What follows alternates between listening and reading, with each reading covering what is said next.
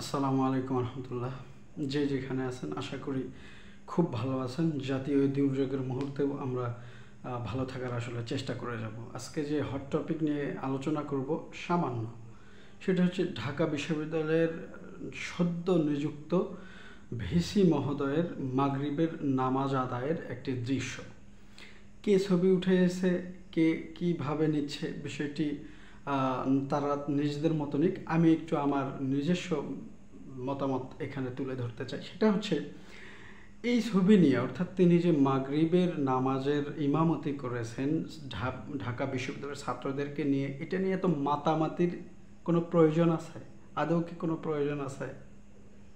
হ্যাঁ, প্রয়োজন আছে। কারণ হচ্ছে আমাদের বলা হয়ে থাকে 90% মুসলমান প্রধান দেশ। এই দেশে একজন ইমামতি করবে, এটাই স্বাভাবিক ছিল, কিন্তু এটাই অস্বাভাবিকে রূপান্তরিত হয়েছে।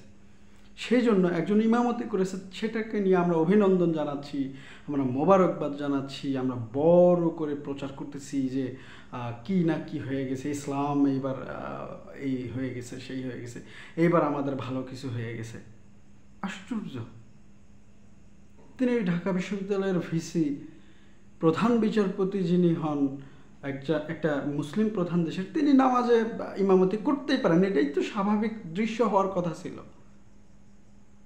স্বাধীনতা পেয়েছি, কিন্তু আসলে নিজেরা বুঝতেই পারেনি আমাদের গুরুত্ব।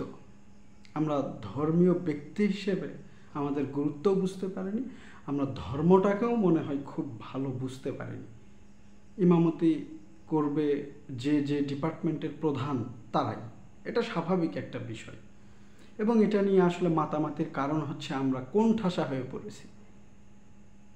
এখান থেকে উত্তরণ এবং খুব দ্রুত সরে আসতে হবে এবং সবাইকে নিয়ে বাংলাদেশ গড়তে হবে, এটা স্বাভাবিক। কিন্তু কতটা কোণঠাসা হয়ে পড়লে একজন ভিসি ইমামতি করেছেন, এই একটা সামান্য বিষয়, যেটা কিনা ইসলাম ধর্মে খুব স্বাভাবিক একটা বিষয়, যে যিনি ডিপার্টমেন্ট হেড, অর্থাৎ যিনি আমির হবেন বা প্রধানমন্ত্রী হবেন, তিনি ইমামতি করবেন, তিনি জুম্মার খুতবা দিবেন। যিনি প্রধান বিচারপতি হবেন, তিনি তার অধীনস্থ যে মসজিদ আছে বা যে ক্ষেত্র আছে, সেখানকার তিনি ইমামতি করবেন।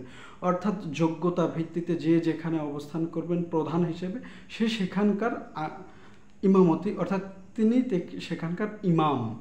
মুসলিম ধর্মীয় রীতি অনুযায়ী যখন প্রার্থনার সময় হবে বা কোনো নসিহা করার প্রয়োজন হবে, তখন তিনি ধর্মীয় রীতি অনুযায়ী প্রধান হিসেবে দায়িত্ব পালন করবেন। অর্থাৎ আপনার ইমামতি যেটা, সেটা তিনি পালন করবেন। এটা খুব স্বাভাবিক একটা বিষয়। ইতিহাস বিশ্লেষণ করলে আমরা এগুলো দেখতে পাই, কিন্তু বাংলাদেশের প্রেক্ষাপটটা হয়ে গেছে কি সম্পূর্ণই আলাদা। মনে হচ্ছে আমরা একটা বন্দি অবস্থায় ছিলাম। যাই হোক, এই অবস্থা থেকে মুক্তি হবে অবশ্যই। সবাই ভালো থাকবেন এবং এটা একটা স্বাভাবিক বিষয় হওয়া উচিত ছিল। এটা নিয়ে এত খুব প্রচার করার কিছু ছিল না, কিন্তু আসলেই মনে হয় আমরা কোণঠাসা হয়ে পড়েছিলাম এটার জন্য।